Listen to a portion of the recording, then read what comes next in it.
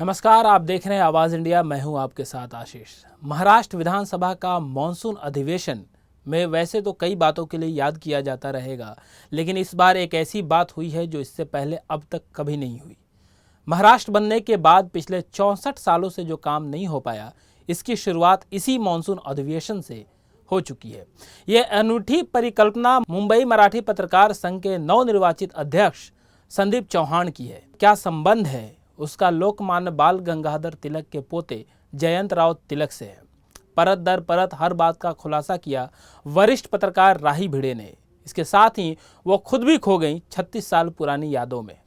देखिए वरिष्ठ पत्रकार राही भिड़े का दिल छूने वाला अनकट वाक्य। नमस्कार, मी राही भिडे, ज्येष्ठ पत्रकार। आम्ही पत्रकार संघामध्ये एक नवीन उपक्रम सुरू केला आहे।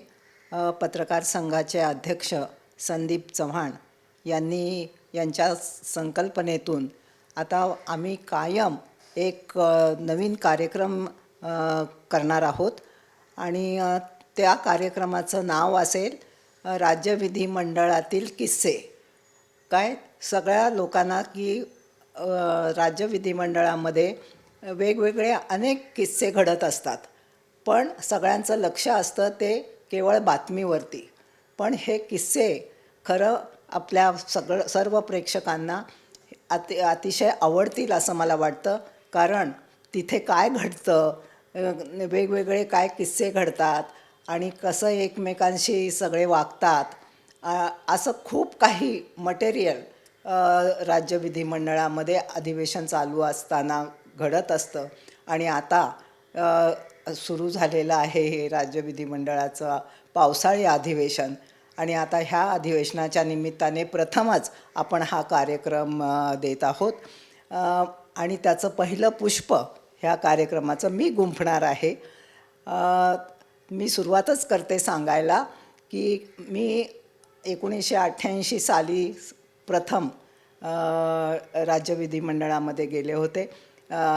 लोकमतसाठी मी रिपोर्टिंग करत होते आणि त्यावेळेला अनेक म्हणजे कामाबरोबरच अनेक अशा गोष्टी होत्या की त्या रेकॉर्डवर आलेल्या नसतात। तसाच एक किस्सा आज मी आपल्याला सांगणार आहे। त्याचं असं झालं की मी नवीन होते आणि राज्य विधिमंडळामध्ये काय काय असतं, काय काय चालतं हे आणि कुठे कोण कसे विषय मांडतात, कसं बोलतात, हे सगळं मला नवीन होतं। आणि मग मी सगळ्याचा धांडोळा घेत गेले की काय काय गोष्टी घडत आहेत विधिमंडळामध्ये। मी तेव्हा विधान परिषद कव्हर करायची, विधान परिषदेचं वृत्तांकन करत असे। मला दुसरी एक उत्सुकता होती की राज्य विधिमंडळात इतकं काम होतं, ह्या सगळ्यांचं हे रेकॉर्डसुद्धा ठेवलं जात होतं, तर ते बघावं म्हणून मी एके दिवशी ग्रंथालयामध्ये गेले विधिमंडळाच्या। आणि त्या ग्रंथालयामध्ये जेव्हा मी गेले तेव्हा मला एकदम आश्चर्याचा धक्काच बसला की केवढं मोठं मौलिक असं साहित्य, म्हणजे त्याला साहित्य म्हणा किंवा तिथलं कामकाज म्हणा, हे तिथे तुम्हाला मिळतं। जेव्हापासून आपली विधान परिषद फॉर्म झाली तेव्हापासूनचं सगळं रेकॉर्ड तिकडे होतं आणि खूप प्रचंड माहिती त्या ग्रंथालयामध्ये होती। ते ग्रंथालय कसं ह्या लोकांनी मॅनेज केलं आणि कसं अजूनही ग्रंथालयाचं काम चालतं हे बघण्याची उत्सुकता मला होती। मी मग असं ठरवलं की आपण एक मुलाखत करूया। त्यावेळेचे विधान परिषदेचे सभापती जे जयंतराव टिळक, तर त्यांची एक मुलाखत करूया ग्रंथालयावरती असं मला वाटलं। आणि मग मी एके दिवशी अपॉइंटमेंट घेतली जयंतराव टिळकांची आणि त्यांच्या मलबार हिलवरच्या बंगल्यात, अजिंठा नावाच्या बंगल्यामध्ये ते राहत होते, तिथे मी गेले। आणि तिथे गेल्यानंतर मग त्यांनी मला विचारलं की काय हवं आहे तुला। तर मी म्हटलं की मला ग्रंथालयाच्या संबंधी सगळी माहिती हवी आहे.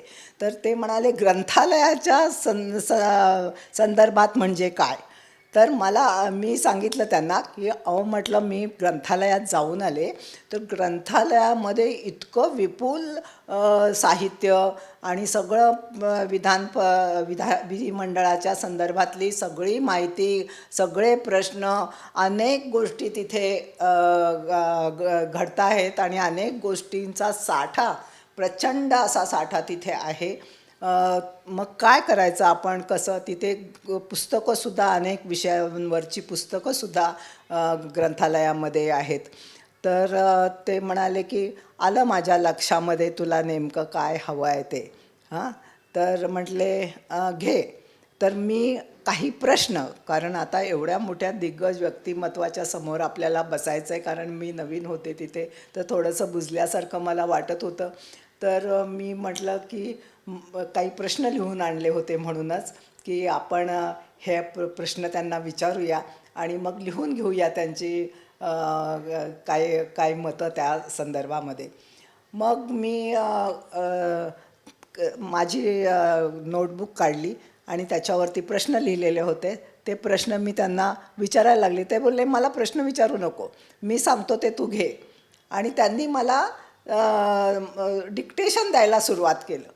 म्हणजे संबंध ग्रंथालयाच्या माहितीचं, त्याच्या सुरू कसं झालं आणि काय त्या ग्रंथालयाचं स्वरूप आहे, त्या ग्रंथालयातलं जे सगळं रेकॉर्ड आहे, ते हे जे सगळे आमदार निवडून येतात, ते आमदार त्याचा उपयोग करतात का? कारण रेफरन्ससाठी हे अमूल्य असं हे साधन आहे. तर रेफरन्ससाठी आमदार त्याचा उपयोग करतात का? तर अजिबात, म्हणजे जेमतेम 10% फार झाले आमदार त्याचा उपयोग करत असतील. काही अभ्यासू आमदार मात्र तिकडे बसायचे. रायभान जाधव सारखे, रायभान जाधव एक काँग्रेसचे विद्याविभूषित चांगले, खूप त्यांचं शिक्षण होतं आणि ते सरकारी नोकरीमध्ये सुद्धा होते. मग ते रायभान जाधव आमदार झाले. ते मात्र ग्रंथालयामध्ये जाऊन बसलेले मी अनेकदा पाहिलं होतं. आणि मग जयंतराव टिळकांनी मला जे डिक्टेशन सांगितलं, मी तुला सांगतो ते तू घे. आणि मग त्यांनी जे मला डिक्टेशन द्यायला सुरुवात केली आणि मी खूप असं म्हणजे भरभर लिहित गेले. आणि मला ते म्हणाले की, मी म्हटलं आता माझी मुलाखतीचं काय? तर मी म्हटलं सर मुलाखत. तर ते बोलले की आता मी जे तुला सांगितलं आहे त्याच्यात प्रश्न टाक. नेहमी प्रश्न विचारून उत्तरं द्यायची असतात, पण म्हणले की तू असं कर की तू त्याची आता ह्याच्यामध्ये प्रश्न टाक.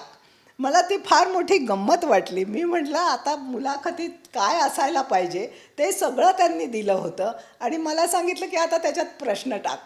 म्हणजे ही एक मला आठवण, फार मजेशीर अशी आठवण जयंतराव टिळकांची आहे. आणि खूप मजा आली मला खरं म्हणजे. त्या सगळं त्यांनी जे मला टेक्स्ट दिलं होतं डिक्टेशन करून, तर त्याच्यामध्ये प्रश्न टाकणंसुद्धा मला फार जिकिरीचं होतं. पण त्यांनी प्रत्येक विषयाची मांडणी अशा पद्धतीने केली होती की मी त्याच्यामध्ये प्रश्न टाकले आणि मग ती त्यांची मुलाखत तयार झाली. तर असा हा एक किस्सा. आणि मी आमच्या कार्यक्रमाच्या सुरुवातीलाच मी विधिमंडळाच्या बाबतीमध्ये हा तेव्हा 1988 साली घडलेला किस्सा आपल्या सर्वांसमोर सादर केला आहे. धन्यवाद. देश दुनिया की बाकी खबरों के लिए बने रहिए आवाज़ इंडिया के साथ में सब्सक्राइब करें हमारे चैनल को यूट्यूब, फेसबुक, ट्विटर पर आवाज़ इंडिया टीवी। धन्यवाद।